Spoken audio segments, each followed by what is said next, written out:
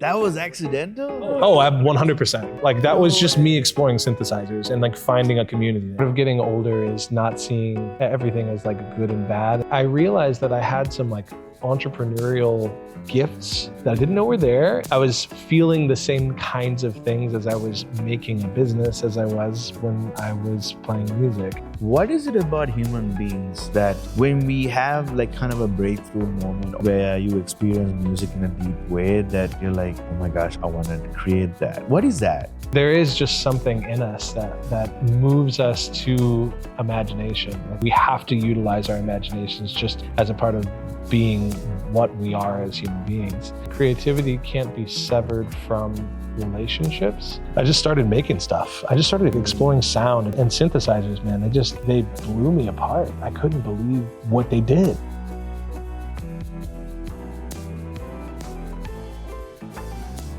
Some people master one craft.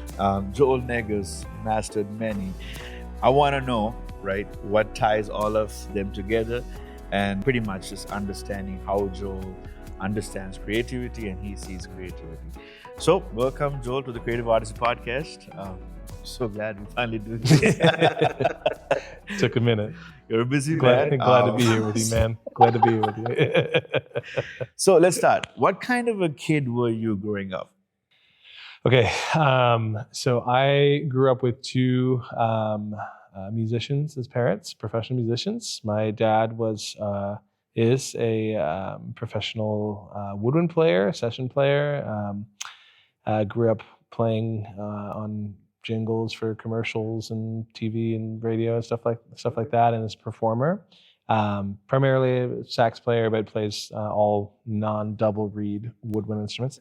And then my mom he's also a vocalist. My mom is a vocalist and a choral conductor and music educator. So that's the environment that I grew up in. Have a couple older siblings, both musical as well, and both creatives. Their lives reflect that as well. Honestly, I did do a lot of things growing up, but it was always music. Music was everything that I did. There are definitely different flavors of that throughout my life. So I started. Guitar was my first instrument, but How old were you? gosh, I should know that. Probably, I think I got my first guitar around 5. Okay. 6, 7, maybe somewhere in there. But really, my first like real experiences that I remember as a kid were my dad bringing me. I was a boy soprano, so I would sing on a lot of commercials. And my dad owns a studio in Chicago. I grew up in that, and that was so that was attached to our house. It was a composition studio primarily, where he'd be writing there, and then before my voice changed. I sang on a lot of commercials of different, huge brands and stuff like that. So Really? yeah, that was a piece of what I was doing when I was a kid. And then other musical experiences were definitely kind of in the northwest suburbs of Chicago. For some reason, a lot of us were very angsty, and we grew up in the punk rock scene, and that was very much where I was for a lot of my childhood. Kind of the punk rock scene that like went from punk rock into like hardcore and metal, and that's by high school. That's where I was very much so. It was a band called Born of Osiris that I was a part of before their name was Born of Osiris, but all those guys, that's who I grew up with, and that was very much my scene then. Your original question was, what kind of a kid you were? yeah, so it's funny because like I sometimes I've talked about this with my wife. I feel like I didn't really like start using my brain until I was 18. You know what I mean? At 18, wow, that's advanced, man. Yeah, right. Well, it's just like, I'm thinking about like what I did, and like playing music was just as natural as it was probably more natural than conversing or thinking deeply about something.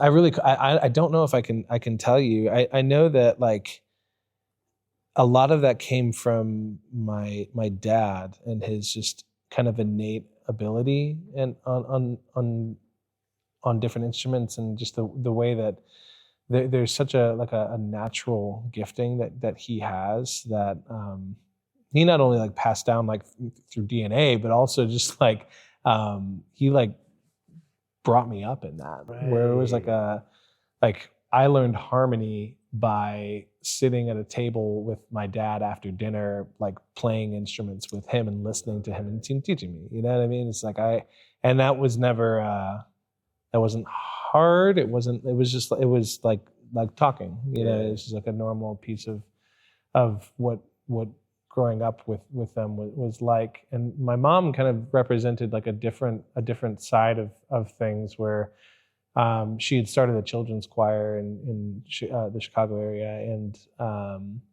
and yeah, there was just I can remember those experiences too, of like choral singing like meant a lot to me as well. So it's like, and I feel like my mom had more of like, she obviously had tons of natural gifting as well, but there was more of like, I feel like there were more words that were associated with how she thought about art and beauty than like with my dad. And I feel like most of my life has kind of been more like my dad, where it's just like, I just do it. You know what I mean? It's like, I'm not thinking about it as much. It's kind of just what naturally is happening. You think your mom was a verbal processor versus dad wasn't? Yeah, I mean, in a way, I mean, they certainly both, they're not, neither of them are shy people, but I'd say that, yeah, I think that there's definitely maybe more of an academic like background from my mom, where she spent more time in school and kind of had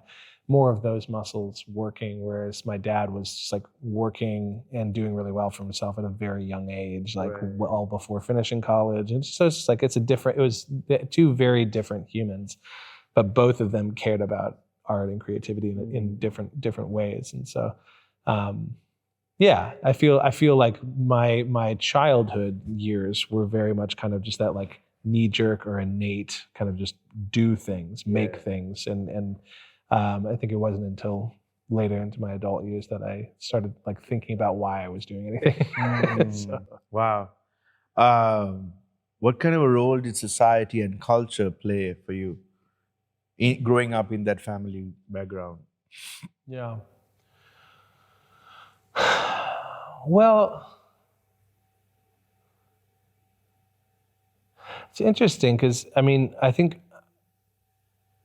I grew up in a time where honestly it's hard to even now compare how I grew up to how people are how kids are growing up now, because it's just like I felt like I grew up in a time where I could hear anything, you know, that like Spotify didn't exist yet, right? But it still felt like the world was accessible to me, even growing up in the 90s. I was exposed to a lot of different things. I grew up, you know, it's depending on what year and what, you know, what my dad, you know, there's a ton of stuff that we were listening to, most of it Earth, Wind and Fire and Stevie Wonder and all of that stuff, or it was, you know, some choral stuff, or, you know, or my brother was kind of probably the reason why I was in that like punk rock and hardcore and metal scenes, because I was just trying to be like my older brother, who's always been cooler than me. And just like, you know, it's like the culture that I grew up in, despite it being like, kind of like, okay, you're in the northwest like suburbs of Chicago. It has, you know, a lot of the houses look the same. A lot of the, you know, that's all there. That's all true. But musically, it felt like I was exposed to a lot of different things, and even like the education system that I was a part of. This is what ended up shaping a lot of my life. I didn't start playing my primary instrument, the double bass, upright bass, until I was 15, and that was just school orchestra. Like that was just a class that I could take in high school, and there was, you know, it was incredible to be able to have that kind of an opportunity to get to play an instrument like that, and you know, that's what I ended up going to school for was the double bass performance in double bass. So yeah, it felt like there was a lot of opportunity musically. Yeah. There's a lot of things that I could explore, and on top of that, like to grow up in a recording environment, home studios are a thing now. They were then, but not very many. Not very many. It was very, barrier to entry was very high back then, and just like my dad, he certainly wasn't the first person to have a home studio, but definitely was an early adopter of that model, and so to grow up recording myself and recording friends and kind of just that was a piece of what I did, and that was a really important piece for me as well, and I had no idea that it was going to shape what I ended up doing later in life. No, recording was never. That was just like a thing that was there. That wasn't the thing that I was thinking I'd be doing anything with. So what I'm hearing is your childhood, regardless of what was happening around the world or even in the next state, you had this family background unit where music was just part of it, and like it almost feels like you were just in a kind of a bubble doing music. Yeah. And it's interesting how you didn't think about future careers and things like that in that, because I'm drawing parallels in the sense that I too, like my father wasn't into it, but he had a friend who did commercial recording. Mm-hmm. And he was the first guy who recommended me to get my first Cubase and all of those things. There were some issues with latency that I couldn't get figured out. And the guy was so busy, I ended up like pausing it down the road. But choral, I went to a British school that we sang psalms, evensong and all of that kind of stuff. As a matter of fact, I find it super spiritual, those music. And now that I think about some of the music, that Christian music, not that they're not, but there's something about sacred vocal music that in the right context, it's just harrowing and the realness of God and things like that. Yeah. So that's cool. And then on my end, even though I was surrounded in a bubble of music, still society was yo, you can't do this. You have to conform. But I think in a way you didn't have that issue. I think you're right. Yeah, and honestly, I recognize that as a pretty immense privilege to have two parents that were both professional musicians already. That was it was never really a question whether or not it was something I could do or not. That's incredible privilege. So I'll say it straight. I know that for sure, and so. And I think it's interesting to be on the other side of that kind of an upbringing, where I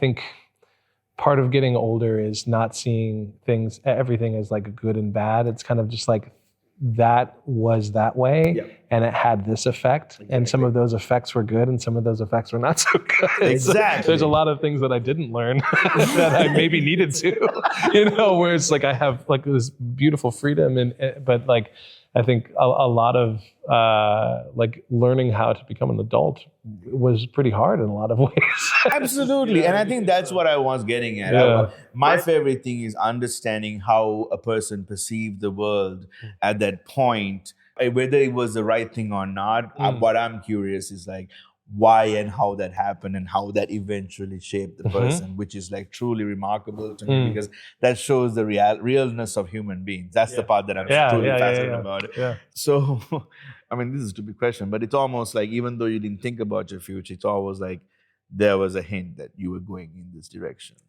It was never going to be anything besides music. Yeah.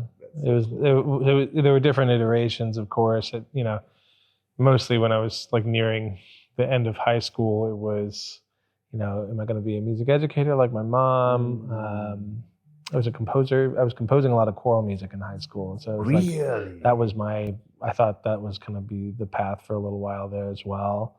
But I ended up, so the story, I guess, as to how that transition happened for me, of a kid that was playing in this metal band that was pretty successful at the time, honestly. Really? It was an interesting dynamic, because we were so young. 14, 15-year-olds getting dropped off playing venues downtown Chicago, where it's like, can my parents drop us off early so that we're not embarrassed, as though like people around us can't see that we're 14 or 15, it's just like, but we're playing these shows and things are going really well. And up until that point, like all I wanted to do was tour and be in that world, be a part of that scene. And two things happened during high school that really like changed that trajectory. And it was, one, meeting Allison, who's my wife now. We started dating when I was 15 and she was 14 and she was 16. And that kind of just like, for whatever reason, I honestly couldn't explain it to you other than it's just like 14-year-old boy was like ready to marry this girl the next day sort of vibe. It was like, okay, I want a family. Like, I don't want to go on tour anymore. I want to do this. And it was like, it changed everything very drastically. And then the other thing was just like, so basically from that point on for the rest of high school, I'm like, okay, well, what am I going to do then? If I'm not going to be touring, I'm not going to be part of this world, what am I going to do? So I was, it wasn't until the summer before my senior year of high school, I was attending this music camp at Northwestern University that was not far from where I grew up. And I was there for jazz. My dad's a jazz player, and I was doing a bit of that on upright bass at that point. And I heard a pianist named Leon Fleischer and a string quartet, the Orion String Quartet, play the Brahms Piano Quintet in F minor. And it blew my world apart. Like I it's not that I hadn't been exposed to classical music. I had, especially choral singing. But there was something that happened in that performance to me that was just, and like there isn't even a bass in this, in that composition. There's a bass, but it's like the way that they played that. I think they did the entire third movement again as an encore. It was just this incredible moment that I remember feeling like I didn't even know that you could do that with classical music. I didn't know that is something that's possible with it. And then that was late summer, going into my senior year. I was like, okay, I'm going to get a classical degree in double bass. And like all I had been doing at that point was playing in the school orchestra. Wow. So it was like, what do I need to do to get into a conservatory? It's like, it was, okay, I need to prepare a solo. You have to play one movement of a concerto.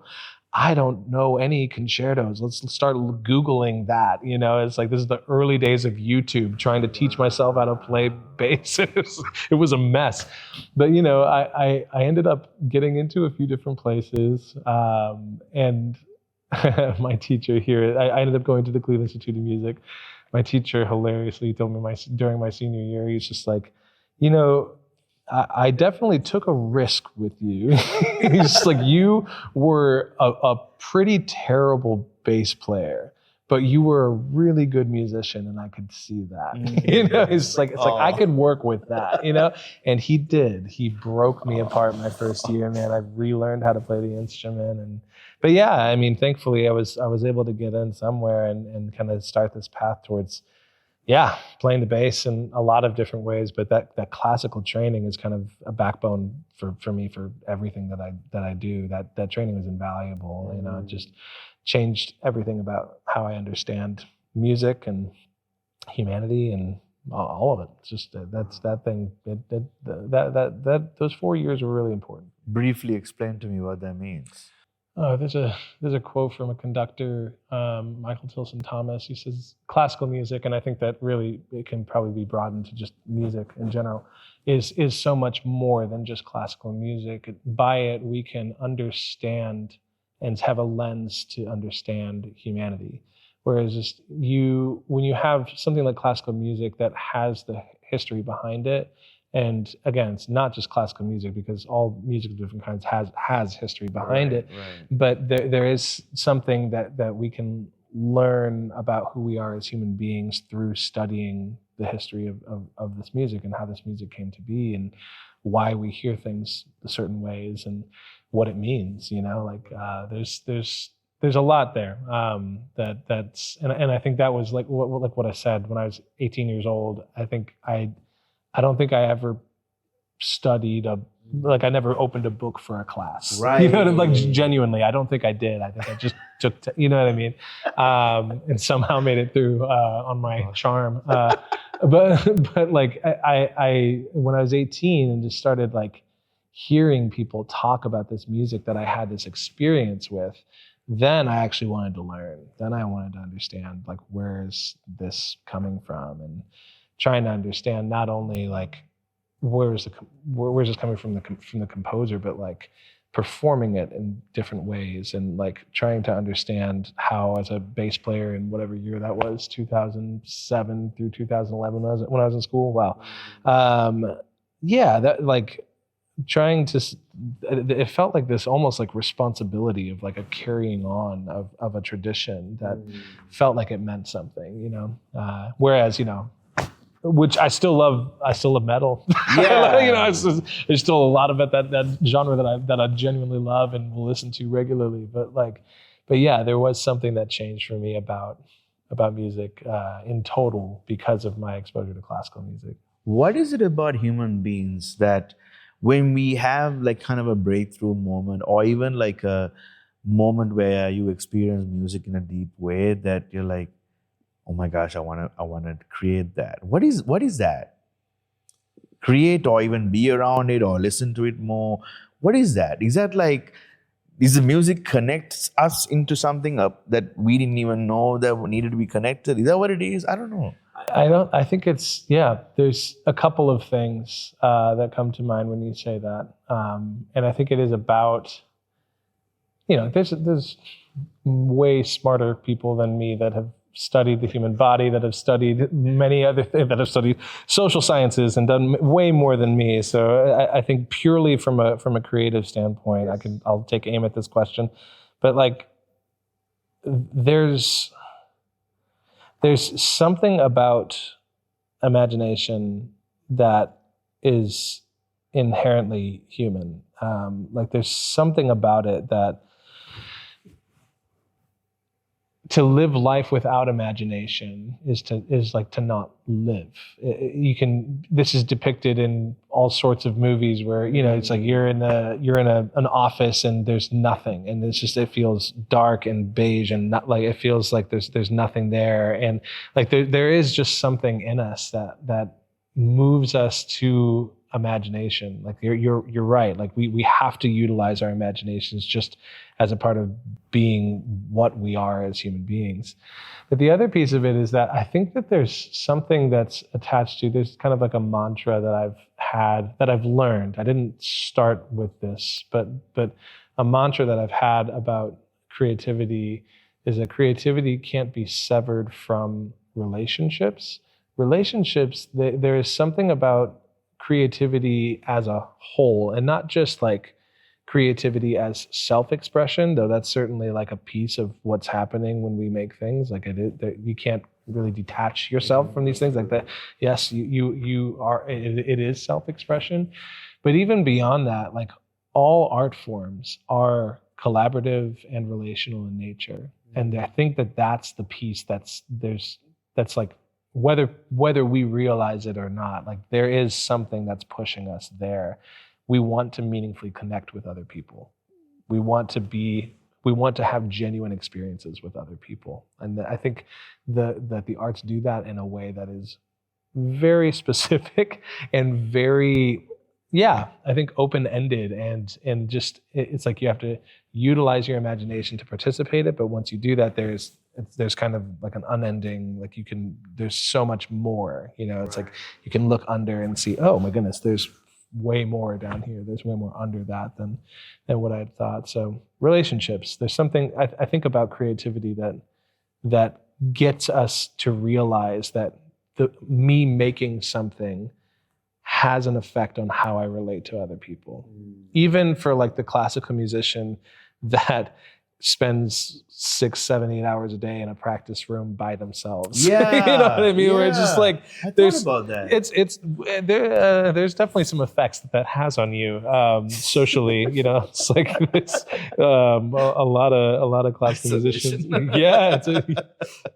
But then you find like anybody can relate when you hear that music that came out of that Mhm. 8-hour session of being by yourself. Yes. Like that to me is like the most powerful thing. Like you hear like Beethoven going on a walk and then he hears like some melodies and then he goes and writes. Like I can even not even process that in my head. But Right.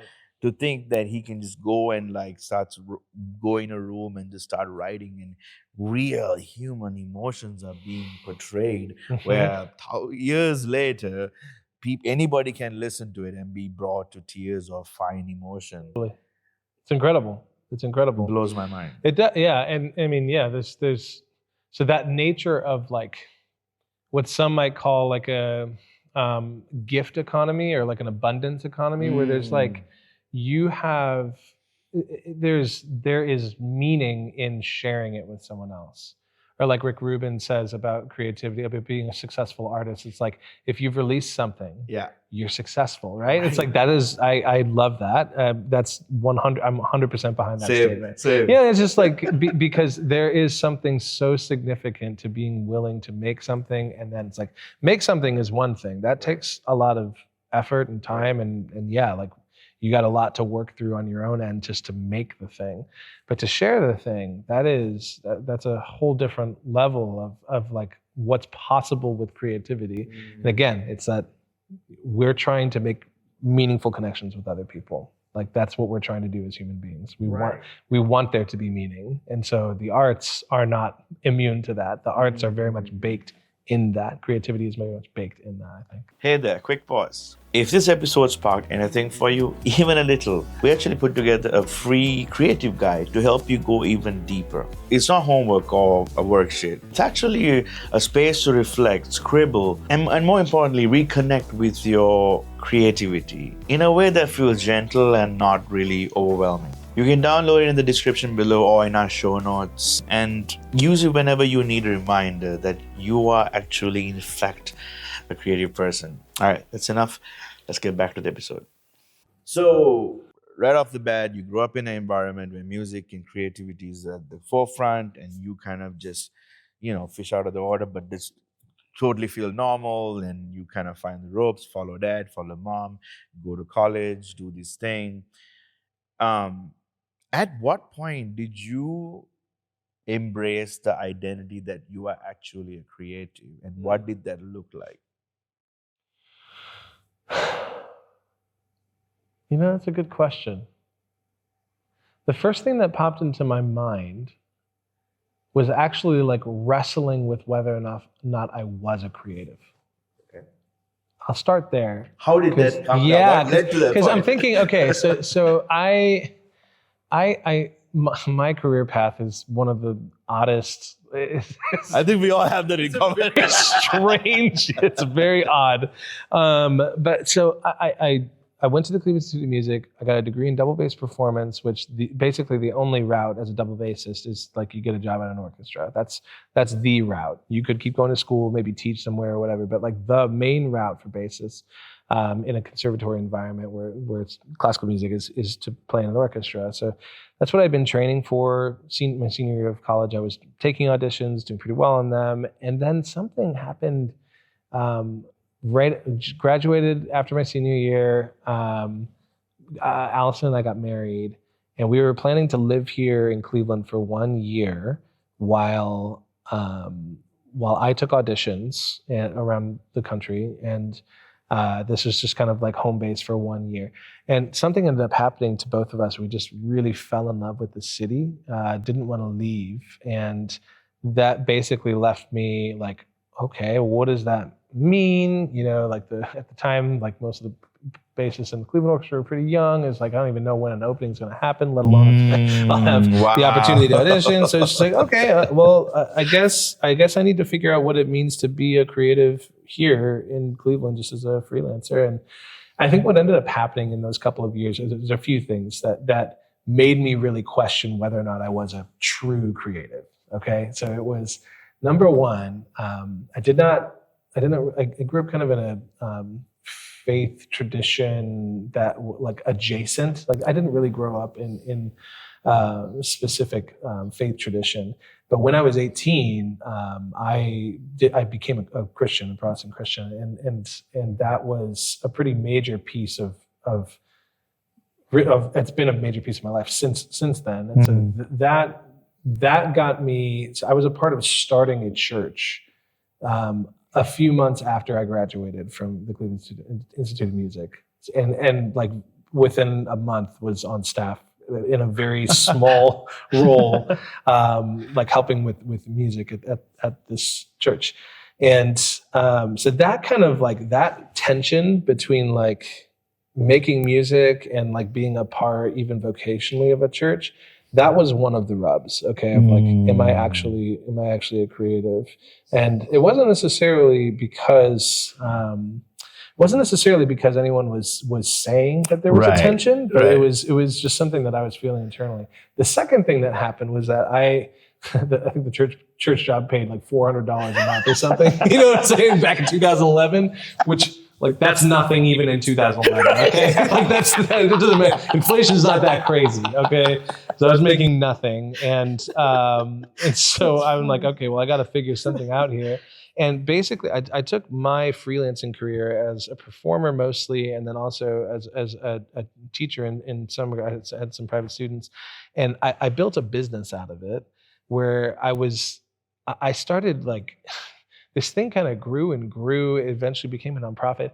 And I realized that I had some like entrepreneurial gifts that I didn't know were there. And I just like really got excited about it. You know, like I was feeling the same kinds of things as I was making a business as I was when I was playing music. And there was something that was happening there that was kind of tapping into something similar. But I didn't see it that way at first. The way that I saw it at first was kind of just like yet another kind of rub against like, am I actually a creative or not? Or like, you know, so like I even remember I was playing in an ensemble. I was probably 23 years old, and this ensemble was incredible. It was an improvisatory ensemble of weird, eclectic instruments, and it was a beautiful thing. And I remember being in conversation with the other people in the group at one point of just being like, I just don't know if I like.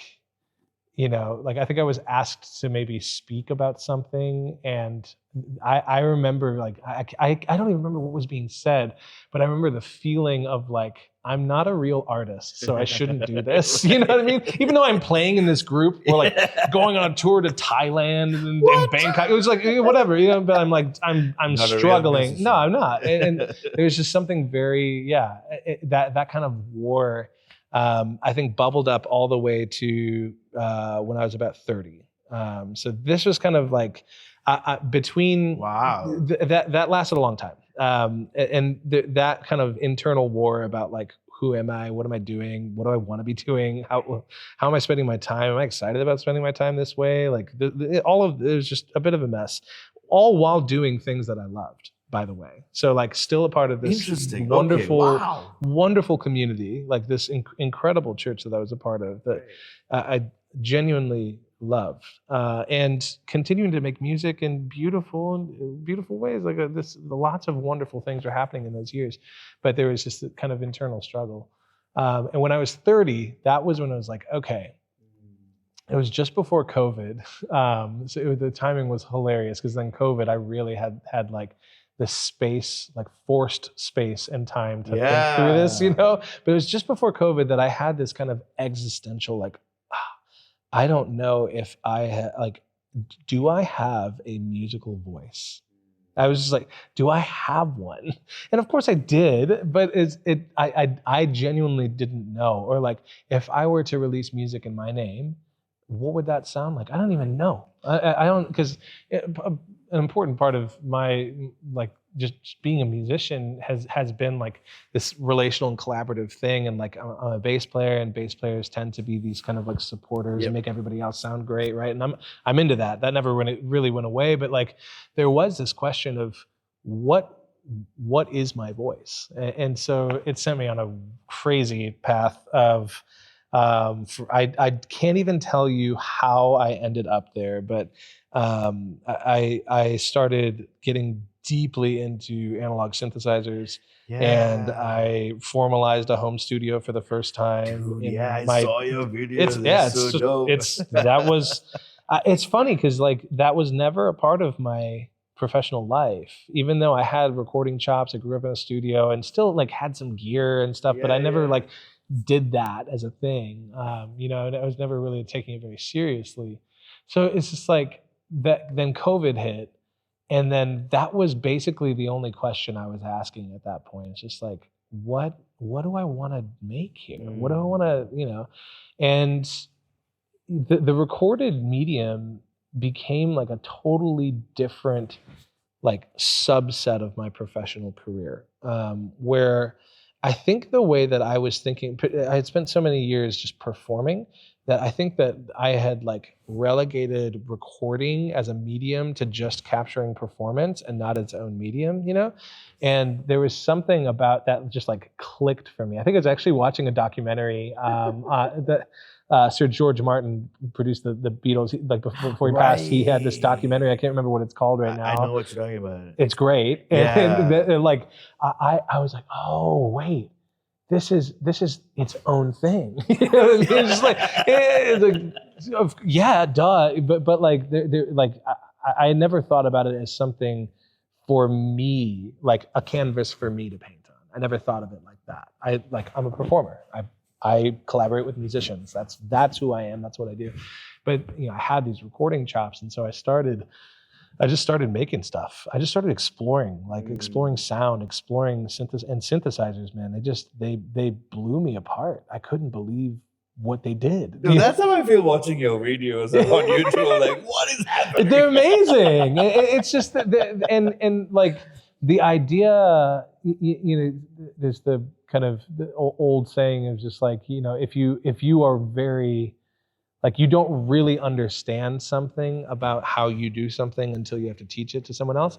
That's kind of what synthesizers did for me. It was just like, I thought that I had like, some things figured out with sound and how I experience sound but like to recreate things with voltages and metal and not just like, and like, there's a whole world that I didn't understand, and it really like it just got me so excited, and so I started making a lot of. It started with just experimenting with sound, and then I started posting on Instagram, and that led me to just meet a bunch of really interesting people. Like this was all during COVID when we're all still at our houses, and we're just like.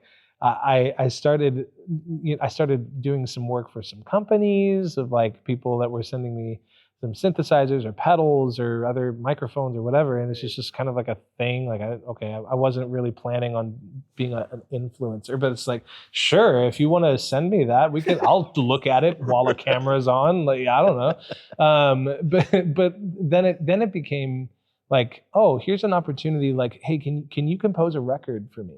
Like, can you compose a record for this like licensing library? Sure. What do you mean? Like, what does that look like? It's like, well, it looks like you compose 10 tracks. I pay you this up front, and then you keep the writer's share, and you can make royalties on it. It's like, okay, that sounds cool. Like I'm going to start doing that. So I started doing that. And then I started meeting more and more people that like, with my sensibilities of being in the jazz and classical worlds, like, people that had those sensibilities, but were also really interested in synthesizers. I found film composers. I found media composers. Like that was how I accidentally got into that world of media companies. That was accidental? Oh, 100%. Like that was just me exploring synthesizers and like finding a community there. Like that was not. I wasn't setting out to be like, oh, I wanna compose for different medias, or oh, I wanna. You know what I mean? It's like that's not at all how it happened. It's just kind of. I was really excited about synthesizers, and I just started sharing that with people. that was all it was. And then I ended up making some really neat connections with other composers and other people in the film and television worlds. And yeah, man, that led to a whole other part of my career where I am now, which is a very different place. Wow. So where you stand now, how do you identify yourself, and how do you see creativity now? It's a really good question.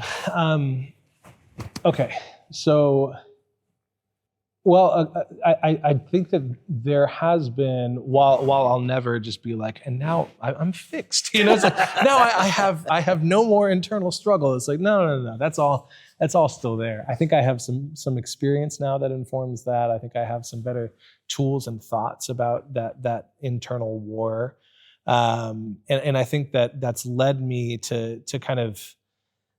I think I lived my life in these kind of segments of like, okay, here is I became a pastor when I was 25. Right. Okay, I was very young, by the way, which that shouldn't have happened, but that's okay. I became a minister when I was 25, and so that's also when at that point I went full time at the church. Okay, so I had that kind of segment of my life. And then I had my kind of everything else, freelancing, playing in orchestras, just performing in different ways, whatever. And then when all of this started happening, and now I had this kind of third thing of like recording, producing, composing, like this is a different thing. Those three worlds were very separate from each other. And I think I had this intense pull to figure out how to just be who I am in all of these spaces, So it's like, I'm still very much figuring out how to do that. Yeah. You know what I mean? But like the space that we're in right now, in a lot of ways, is a representation of that. This is not my space. This is a space that belongs to a community of people that made something insanely beautiful. This is a church community that owns this old historic theater on the east side of Cleveland.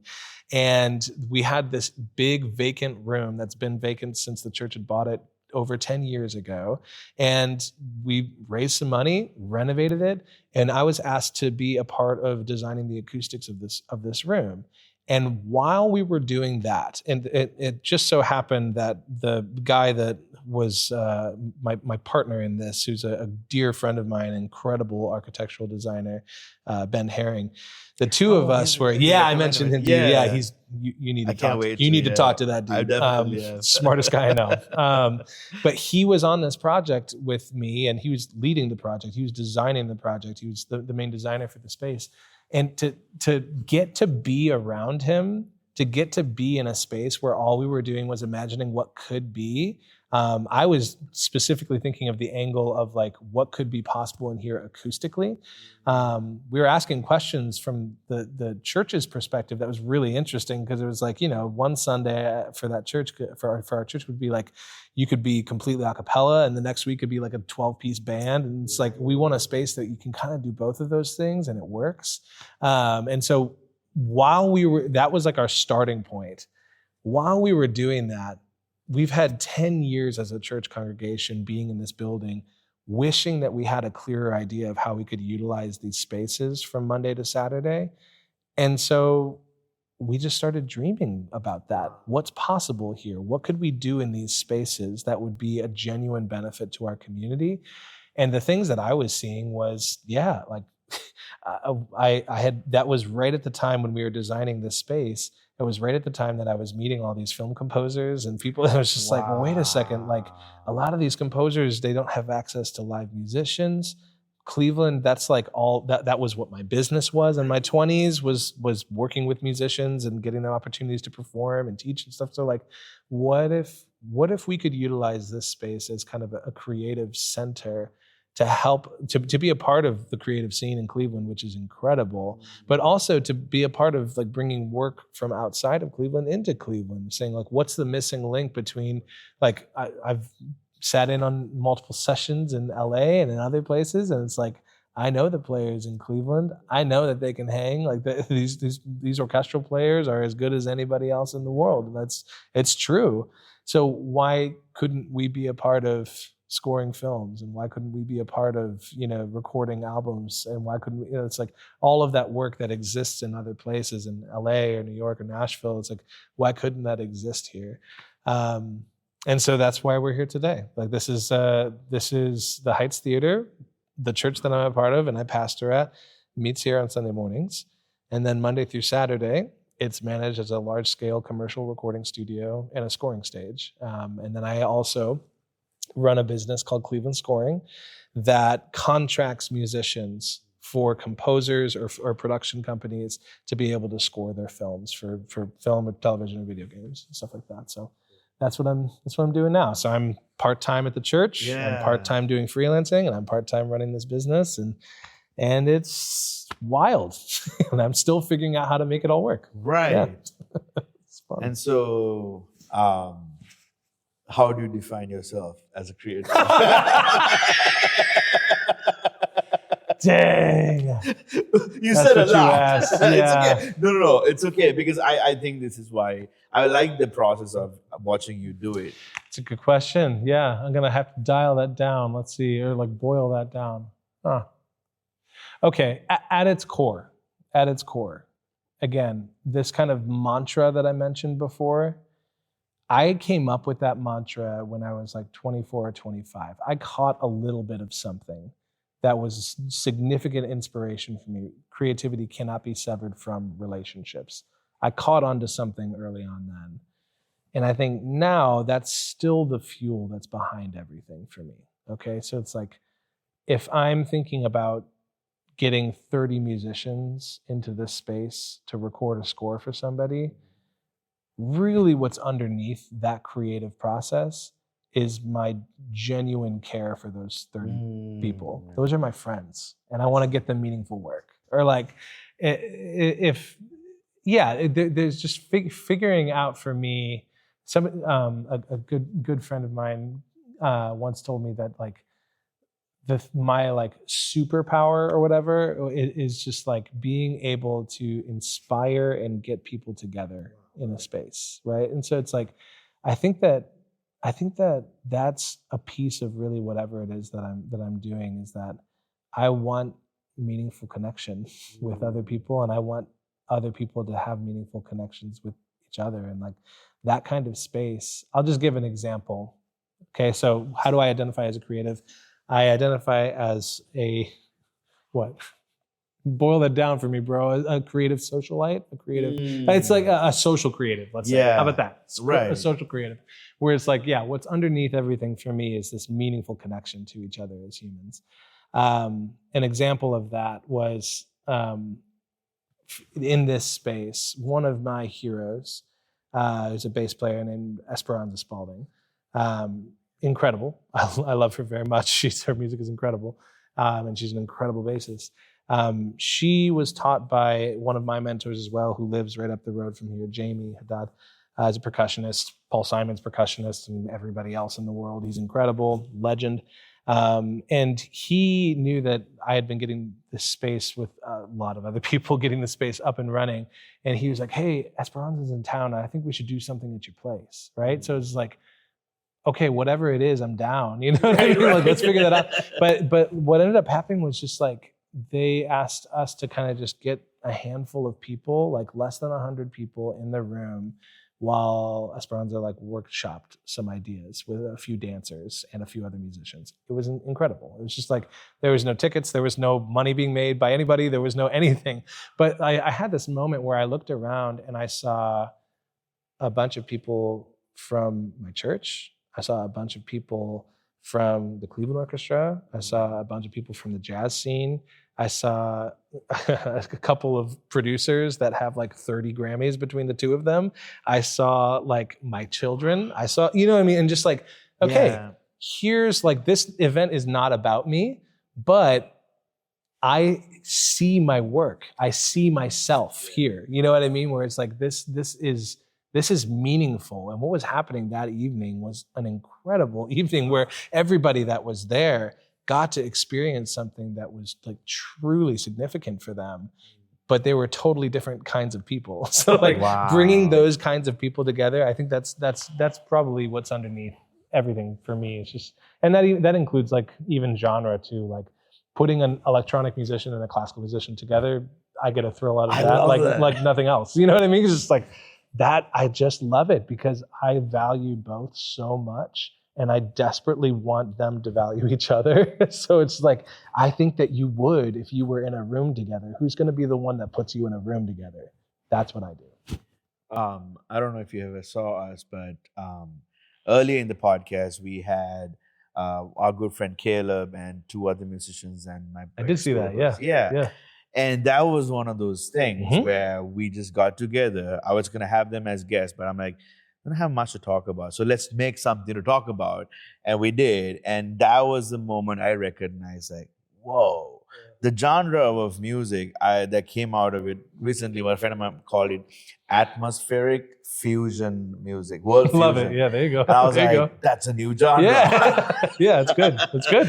Fantastic. And it has completely blown away because like we all come together and sit down and play from our influences, play from where we come from, the tunes that we know and the instruments that we know, and it's just this concoction of what is this, you know? So that's cool because it sounds like that young boy who wanted to be part of the metal group and all of those things. He's doing the same thing because he's like, dude, this stuff is so much fun and I connect with these people and we make some cool stuff and I just want to hang out with these people as much as I can. And if I can pay them on top of that. Yes. I would really like to pay them. That's awesome. Exactly. Yeah. That's legit. One of the things that I try in this podcast, in the interview, is help people understand you. Especially people who don't know. I feel like I can understand you because we have similar backgrounds in so many ways, parallel stories with little nuances. But a person who completely doesn't know you and looks at your life and there's a whole bunch of question marks. I mean, the way I look at it is like you're a very curious person and you're very in tune to your curiosity and you just jump into it like your father did. And your mother is kind of the analytical aspect of you. So people don't tend to understand people like you. So how do you connect with somebody who doesn't understand you that will be able to be like, oh my gosh, that's what drives him? It's a really good question. If you'd asked me that question 10 years ago, I think I would have thought that it's like, oh, I feel like I can connect with anybody. I think I have learned that that's not the case. It's just like, for a lot of different reasons, I think my personality can be tricky for some people. And also, yeah, it's just, I think that you're right, that there is kind of a strangeness to the way that my life is kind of unfolded. Although I will say, man, there is something about like we're pretty close in age, our generation that's like, yeah, the idea of a career. Like I just I'm not so sure that's a thing anymore. You know? That is it's just like, kind of weird. So I don't know. But as far as like things that if you were to spend 3 days just kind of like with me, you know what I mean? Like the sorts of things that you would see, I think most people would be shocked to see what my family life is like. Because so Allison and I, we've been together for over 20 years, and it's we've had 5 children. So five is a lot, and most people are just like, you know, like what happened, guys?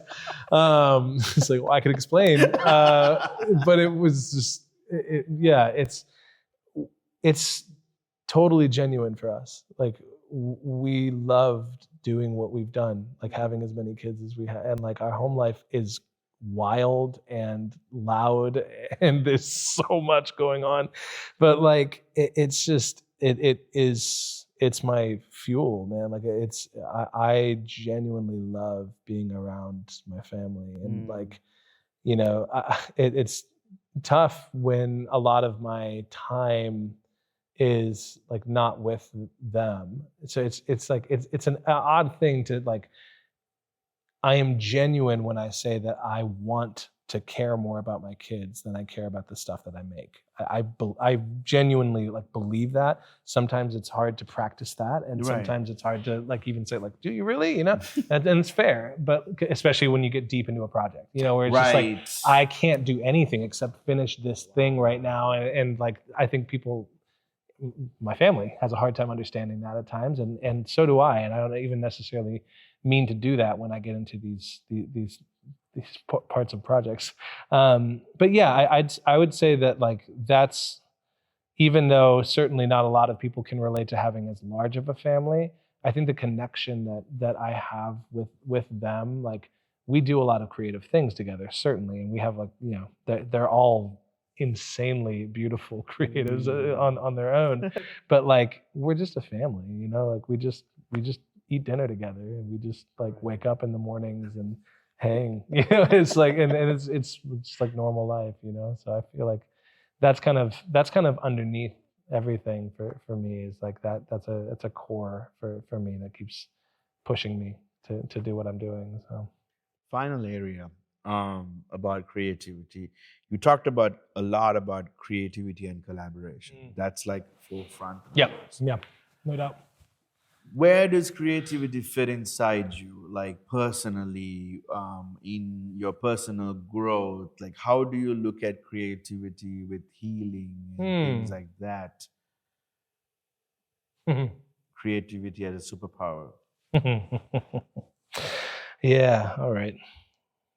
Give me a minute and let me think of a real answer to that beautiful question. I don't think that I could have known that creativity could have anything to do with healing until I knew that I needed healing. So Fair enough. I certainly had these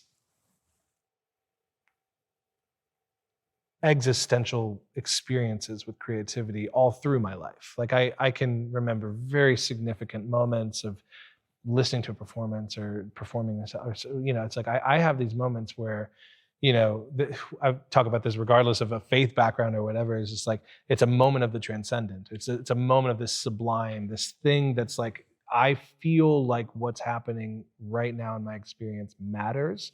I had plenty of that throughout, like up through my 20s, but like personal healing and creativity. Yeah, I don't think that I could have known what was inside of me until I was ready to face it. I think both Allison and I had the privilege of being able to like really start digging into ourselves and understanding ourselves and working with other people. And I think, yeah, I shouldn't have been surprised, but I was very surprised by what was possible with music as I was kind of going. I described 2021 as the year where I learned more about myself than I would have cared to, and that was like very much facing myself, and that work's not done. But Why 2021? What happened there? Because I mean, you've been creating all your life. So what happened there? yeah, man, I think there was a number of things that converged at the same time. We were building this space for one, and 1 week after opening this space to the public, there was a sprinkler malfunction that destroyed the space and set us back another year. So like that was the like push, and then everything else was the tumbling. It was just like, oh man, on one level, it's like, okay, so what? A sprinkler pipe burst in the building. It's like, no, bro. Like, I have been in this room for the last 8 months, 30 hours a week, putting these acoustic panels together, building this, you know what I mean? It's like, and it wasn't just like the physical space, it was everything that I thought I was building towards something that I was so excited about, and just like something like that happens. And then yeah, I think like far more than just like this space like imploding, it was like I imploded and needed to look at myself. Wow. And had to like face what I was seeing. There was some stuff that came out of me at that point that I genuinely just didn't even know was there. Stuff that happened to me when I was a kid, and stuff that was just like, what? Like, I've heard other people talk like this, but it was like, whatever, it's fine. But it wasn't fine. And I was a mess, and I still am a mess. I'm still very much working through it. But like that led me this a composition that I wrote and recorded last year, and finally now in the next couple months releasing. Because making it is one thing, sharing it is another thing. Okay. But like this composition called Mourn is a chamber piece that incorporated synthesizers and a small chamber ensemble of classical musicians. And I worked on that thing for 3 years. 3 years, where it just, it's a 25 minute piece. You know, Wow. you know what I mean? It's just like, it could have been written in 5 days. Right. You know what I mean? Yeah. But like, it took me 3 years to labor through that process of connecting what I was dealing with personally to making something that was never something I'd really done before. And it was, yeah, I think it was healing, seeking healing for the newfound things that I was dealing with. It was almost as though I needed to revert back to what it was like for me to be a kid, and just like knee-jerk reaction, I make things, I play music, like I can, just that feels more natural than talking. It still does, to be honest. Like, it's still like, I have more words now than I used to, Right. but like I still, that's still my most like base language, and my base where I am is playing music. And so, yeah, to actually utilize that in such a way that I'm connecting my personal life into it. And that's kind of what I was trying to say when I was a kid, and kind of just like mindlessly doing things, mindlessly playing a guitar, mindlessly playing, like, and maybe even playing at a high level, whatever, it didn't really matter. The point was that I didn't know what I was doing, or what the significance was, or whatever. And so to kind of like relearn all of that language and all of that comfortability with music and sound, to do something else, like to be a part of a healing process. Yeah, man, I'm still learning. It's a great question, and there's a lot there for sure. Can somebody proactively do that? I think that somebody can proactively prepare themselves for the moment that they have to face themselves better than I did. Yes. So Sorry, I don't I should think, be more clear. Okay. When I said should somebody be proactively doing that, is asking those questions about yourself. And it's a totally leading question, because I truly believe creating is a way to heal. Yeah. And the more people create alone, that process, the flow state, kind of does the counseling for you. I will answer that by saying I don't know what I would have done if I didn't have that. So yes. Fair enough. Absolutely. Fair enough. Absolutely. I think finally, my story, and I think a lot of creatives don't get to come from the, I call it, you 100% said yourself, right? privilege. Privileged background. 100%. It's okay. So that means that I find a lot of us going through the hustle and the struggle of finding, forget the creative voice, just the fact that their identity of identity as a creative, right? Yep. So a lot of people stuck in jobs that they're not supposed to be in, totally. Like feeling completely stuck, or imposter syndrome, or whatever the case might be, because I'm the same way. Like, I played the piano since I was 5 years old, but I never thought of myself as a musician, right? And finally, like, I'm at a point, because of my collaboration, that I found, like, oh my gosh, there's something here. Like you said, like my piano, the way I speak, the way I play this, I'm speaking, I'm conveying emotions to, like, now, like, okay, I need to start working on my music. I want to know what that looks like, all that kinds of stuff. So to people like that, what do you have to say? Yeah, man. All of life requires imagination, and that those like barriers that we create for ourselves, the segments that we create out of our lives of like, this is creative work and this is not. Man, I mean, look, I understand being in a job that you don't like. That's, I don't mean to say stick it out and just do it. It's like, no, I say go find a better job if you need a better job. But like,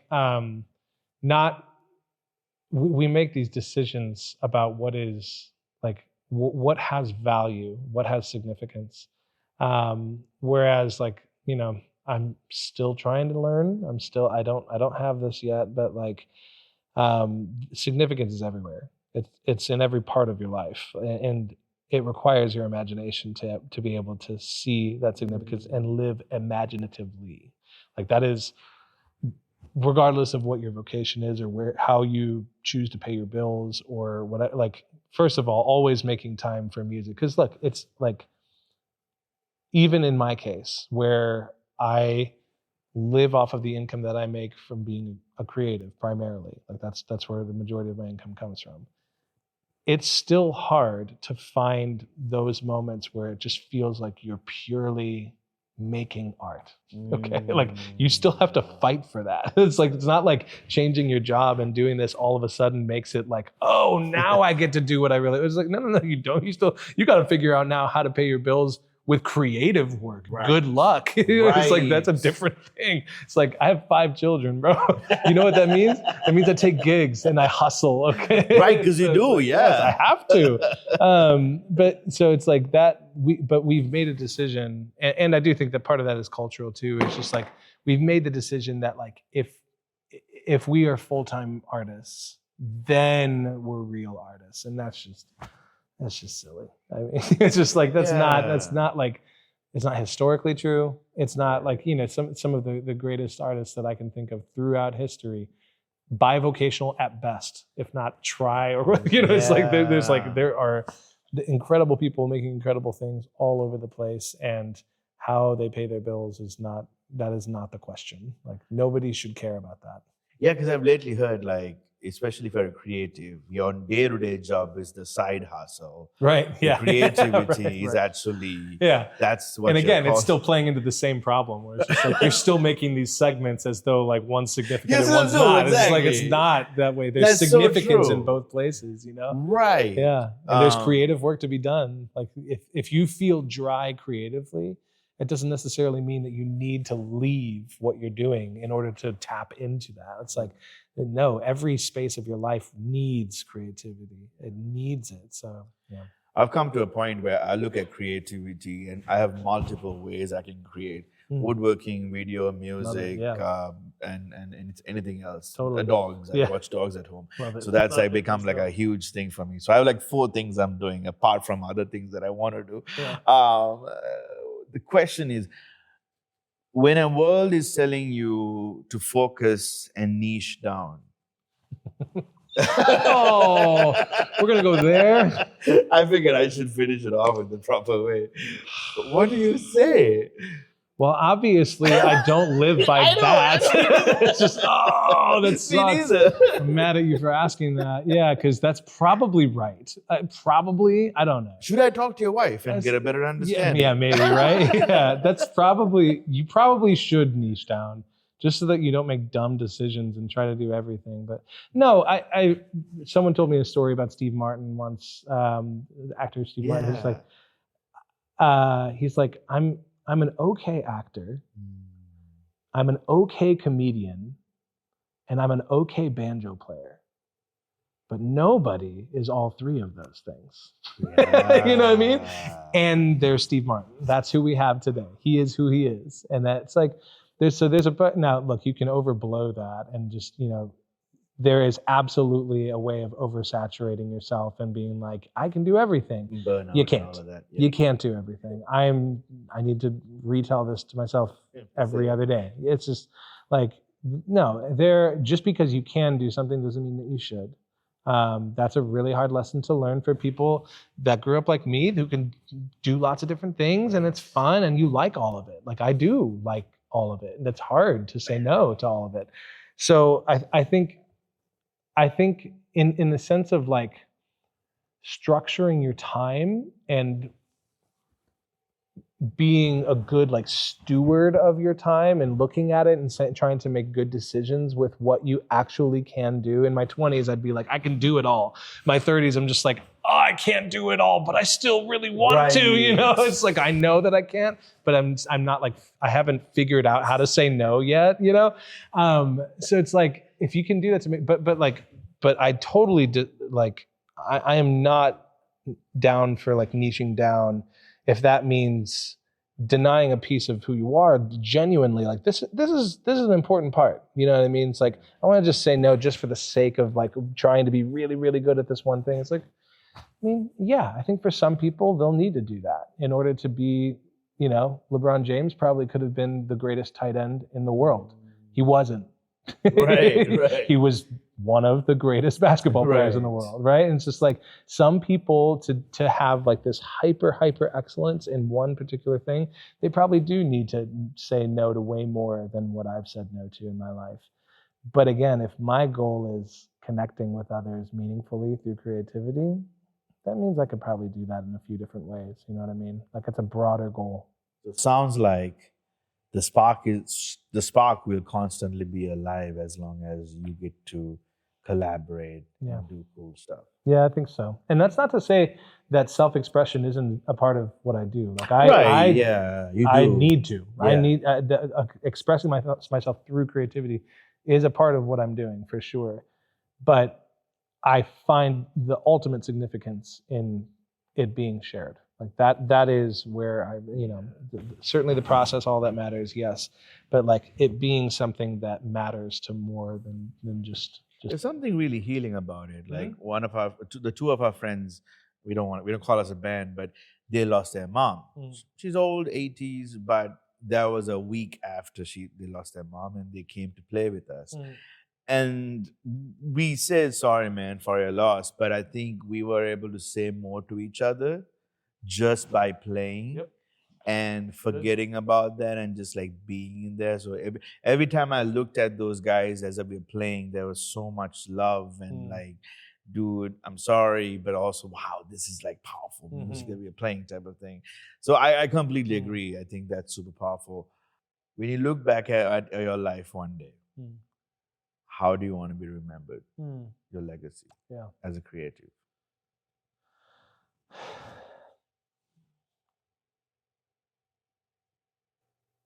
Generous and full of peace.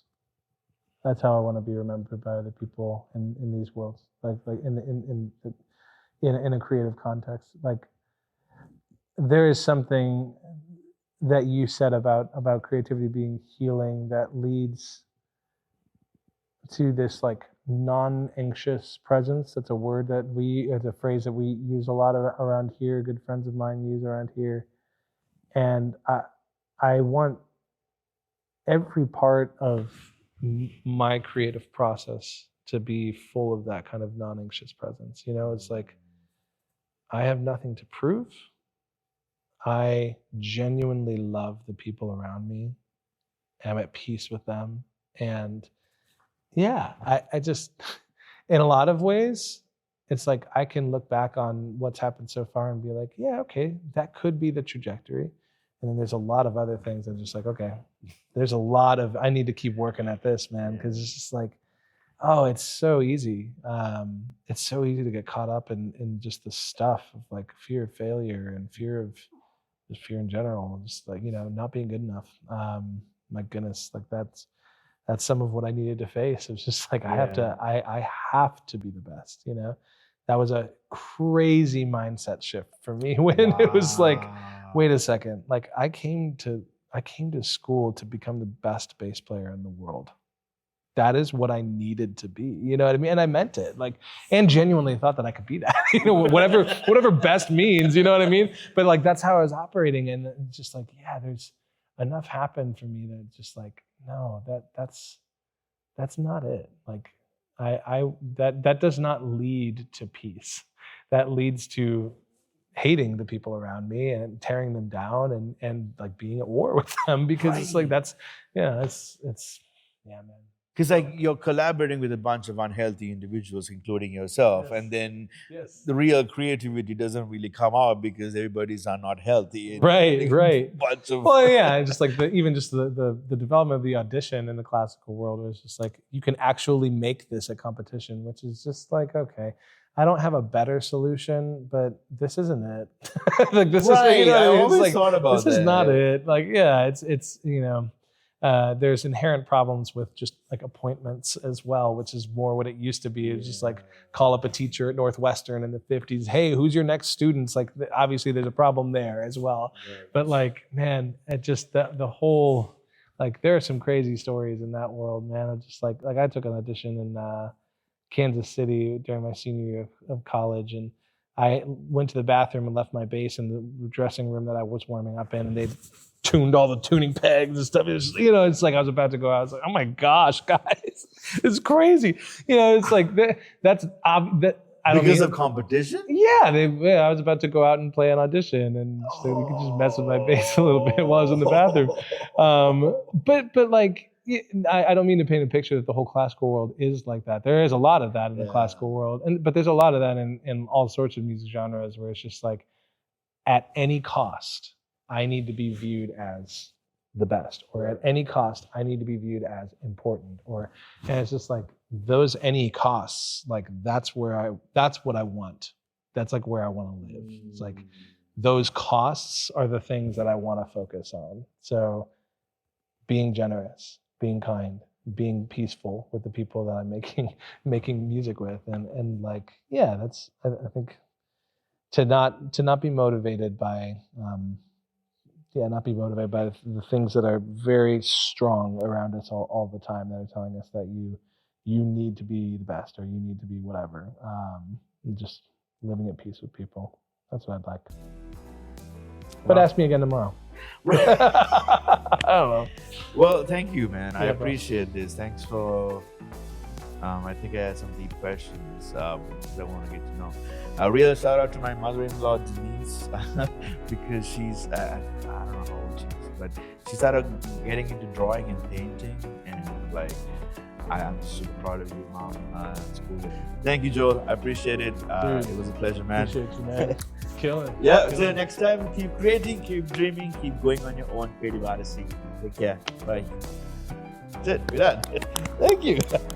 Bravo. Finally, we did it. We did it, dude. Appreciate you. Thank you, man. It was an amazing Absolutely. conversation. Absolutely.